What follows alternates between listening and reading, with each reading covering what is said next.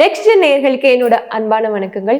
இன்னைக்கு நம்ம சனிப்பெயர்ச்சி குறித்து தான் பார்க்க போறோம். அதை நம்ம கூட ஷேர் பண்ணிக்கிறதுக்காக ஜோதிடர் சிறுவன்மணி டாக்டர் தீபா அருளாளன் அவர்கள் இணைந்திருக்காங்க. வாங்க நிகழ்ச்சிக்குள்ள போலாம்.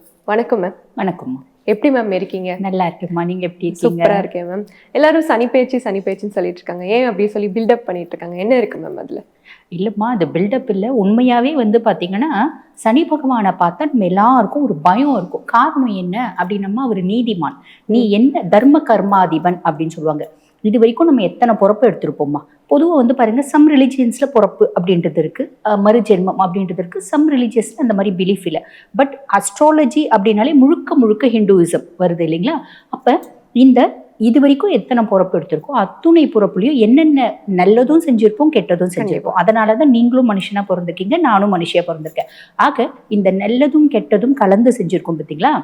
அதுக்கான பலன்களை கொடுக்கக்கூடியவர் யாரு அப்படின்னா சனி பகவான், நீதிமான், ஈஸ்வர பதவி பெற்ற ஒரே கிரகம் சனீஸ்வரன். அப்ப அவருக்கு பாத்தீங்கன்னா பாரபட்சம் கிடையாது, கரிசனம் கிடையாது. நீ எவ்வளோ நல்லவங்களா இருந்தாலும் பூர்வ ஜென்மத்துல நீ நிறைய கர்மாக்கள் செஞ்சிருப்ப பத்தியா, அதை 7 நாட்டு சனி, அஷ்டம சனி, அர்த்தாஷ்டம சனி, அதுக்கும் மேல சனி தசை அப்படின்னு வரும்போது அதுக்கான பலன்களை கொடுத்துருவார். அப்ப யாருக்கு பயந்தாலும் பயப்படல அப்படின்னாலும் சனீஸ்வரனுக்கு எல்லாரும் பயப்படுவாங்க. அது பில்டப் இல்லை, அவர் அந்த பலன்களை கொடுப்பாரு. அதே மாதிரிமா அவர் நல்லா இருக்காரு அப்படின்னா, சனி ஒரு சுய ஜாதகத்துல நல்லா இருக்கு அப்படின்னா ஸ்திர சொத்துக்கள் அப்படிம்பாங்க. சிலர் பாத்தீங்கன்னா பரம்பரையா பெரிய கோட்டீஸ்வரங்களா இருப்பாங்க பாத்தீங்களா, அவங்களுக்குலாம் பாத்தீங்கன்னா சனி எக்ஸ்ட்ராடினரியா இருக்கும். அவர் நல்லதும் ரொம்ப இன்டென்சிஃபைடா கொடுப்பாரு, நம்ம செஞ்ச கெட்டதுக்கான பலனும் ரொம்ப இன்டென்சிஃபைடா கொடுப்பாரு. அதனால அவரை பத்தின பயம் வேற ஒன்றும் இல்லை. Okay ma'am. நம்ம சிம்மராசி நேயர்கள் பத்தி பேச போறோம் மேம் இன்னைக்கு. அவங்களுக்கு இந்த சனி பயிற்சி எப்படி மேம் இருக்கு? பொதுவாகவே அவங்க ரொம்ப தைரியசாலிகளா இருப்பாங்க, அவங்க எப்படி ஃபேஸ் பண்ண போறாங்க? அம்மா, சிம்மம் நான் எவ்வளவு அடிச்சாலும் தாங்குவேன் அப்படின்றது சிம்மம். சிம்மம்க்கு ஹானஸ்டி இன்பில்ட்டாவே உண்டுமா. பெருசா நடிக்க தெரியாது. அவங்க பாத்தீங்கன்னா உள்ளதை உள்ளபடியே காட்டும் கண்ணாடி போல அப்படின்னு அவங்க சொல்லிக்கலாம். நிறைய சிம்மம் இந்த டைலாக்கும் பேசுவாங்க. என் முன்னாடி நின்று நீ முறைச்சியானா நான் முறைப்பேன், சிரிச்சியானா நான் சிரிப்பேன், அழுதியானா நான் அழுவேன், இப்படி டைலாக் பேசுற சிம்மத்தை எத்தனையோ பேர் பார்த்திருக்கோம். பொதுவாக பாத்தீங்கன்னா சிம்மம் ஒரு கூட்டத்துல தலைமை தாங்கணும், ஒரு டாமினேட்டிங் ஒரு இதுல இருக்கணும் அப்படின்னு நினைக்கக்கூடிய பர்சனாலிட்டிஸ். அவங்களுக்கு இப்ப சனி பாத்தீங்கன்னா மீனத்துல அமர்ந்திருக்காரு. மீனத்துல அமர்ந்திருக்கிறது, மீனம் அவங்களுக்கு 8ஆம் பாவம். அப்ப சனி பகவான் அஷ்டம சனியா வந்திருக்காரு. சிம்மம் பெருசா கவலைப்படணும்னு இல்லைம்மா. 5 விஷயத்துல அவங்க கவனமா இருந்தா மட்டும் போதுமானது.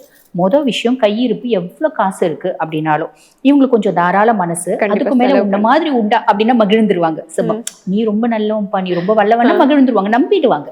பொதுவா யாரையுமே நம்ப மாட்டாங்க, ஆனா நம்பினா 100க்கு 100% நம்புவாங்க. புரியுதுங்களா? அந்த மாதிரி ஒரு பலாப்பழம் மாதிரி அப்படின்னு வச்சுக்கோங்களேன். உள்ள எவ்வளவு இனிமையான சொல்ல இருக்கும், அந்த மாதிரி இனிமையான மனசு உண்டு சிம்மத்துக்கு. பார்த்தாதான் கெத்தா தெரிவாங்க, உள்ள ரொம்ப பாசக்கார பிள்ளைங்க அப்படின்னு சொல்லிக்கலாம். இப்ப இந்த காலகட்டம் எவ்வளவு கையில காசு இருந்தாலும் சனி பகவான் புடுங்கவே பார்ப்பார். யார் மூலியமா புடுங்க பார்ப்பாரு? என் மனசுக்கு ரொம்ப பிரியமானவங்க, என்னால மாட்டேன்னு சொல்ல முடியாது அப்படிப்பட்ட உறவு.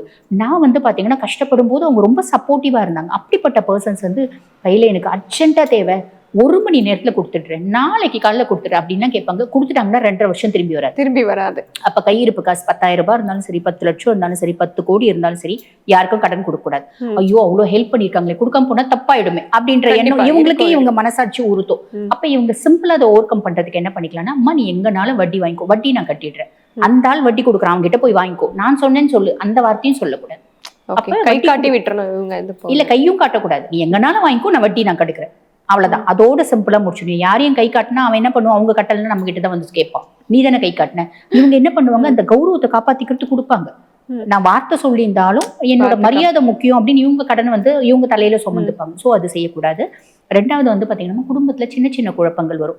சிம்மத்துக்கு எப்பயுமே ஃபேமிலி ரொம்ப ப்ரையாரிட்டி. ஃபேமிலியில குழப்பம் வந்துச்சுன்னா உங்களுக்கு நிம்மதியே இருக்காது. ஆனா இந்த காலகட்டம் குடும்பத்துல இருக்க பிரச்சனை ஓஞ்சிச்சுன்னா தான் நான் நிம்மதியா இருப்பேன்றது யோசிக்க முடியாது, யோசிக்க கூடாது. சில காலகட்டம் பாத்தீங்கன்னா நம்மளோட புத்திசாலித்தனத்தினால நம்மளால பிரச்சனைகளை சார்ட் அவுட் பண்ண முடியாது, கடவுள்கிட்ட ஒப்படைச்சிடணும். அந்த மாதிரி இந்த காலகட்டம் கடவுள்கிட்ட ஒப்படைச்சிடணும். அதே மாதிரி வேலை செய்யற இடத்துல சின்ன சின்ன குழப்பங்களும் பிரச்சனைகளும் வரும். இவங்களோட ஈகோவை ஹர்ட் பண்ற மாதிரி சில விஷயங்கள் வரும். சிம்மத்தால அதை டாலரேட் பண்ணவே முடியாது, ஆனா இப்ப டாலரேட் பண்ணிதான் ஆகணும், வேற வழி இல்லை அப்படின்றது ஞாபகம். அமைதியா இருக்கும். அதே மாதிரி நெய்பர்ஸோட நல்லா பழகிட்டு இருந்த ஒரு நெய்பர்ஸ் கூட நம்மள இப்ப பிடிக்காம போனா போயிட்டு போகுது, அவங்கள பத்தி நம்ம பெருசா கவலைப்பட வேண்டாம். 5வது ரொம்ப முக்கியமான விஷயம், ஆரோக்கியத்துல கவனம் அப்படின்றது வச்சுக்கணும்.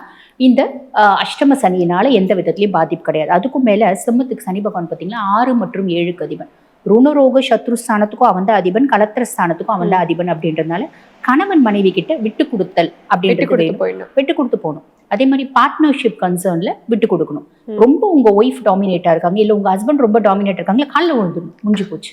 காலில் விழுந்துட்டா சனி பகவான் பசிஃபை ஆயிடுவாரு அப்படின்னு சொல்லலாம். அதே மாதிரி பாத்தீங்கன்னா, ஆனா பார்ட்னர்ஸ் பசிஃபை ஆவாங்களான்னு தெரியாது.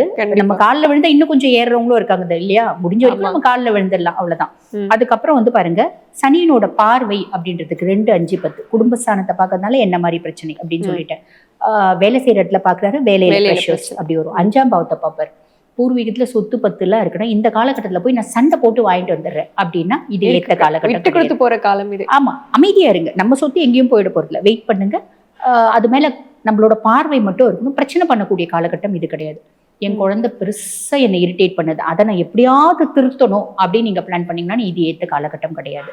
குழந்தையின்மைக்கு வைத்தியம் பண்றீங்களா, உங்களுக்கு மல்டிபிள் அட்டம்ஸ் நீங்க பண்ற மாதிரி இருக்கும். உங்க சுய ஜாதகத்தை அனலைஸ் பண்ணிட்டு பெரிய பெரிய ட்ரீட்மெண்ட்டுக்கு போங்க அப்படின்னு சொல்லிக்கலாம். Okay ma'am. ஏதாவது தொழில் தொடங்கலாம் இல்ல பிசினஸ் பண்ணலாம்னு சொல்லி ஆசைப்படுவாங்களே, இது கரெக்டான டைமா இருக்குமா அவங்க? இல்ல, ஆக்சுவலி அவங்க பிசினஸ் அவங்க தொடங்கலாம் அப்படின்னு ஆசைப்படுறாங்க அப்படின்னா கண்டிப்பா அவங்களோட சுய ஜாதகத்தை கொஞ்சம் அனலைஸ் பண்ணிக்கணும்.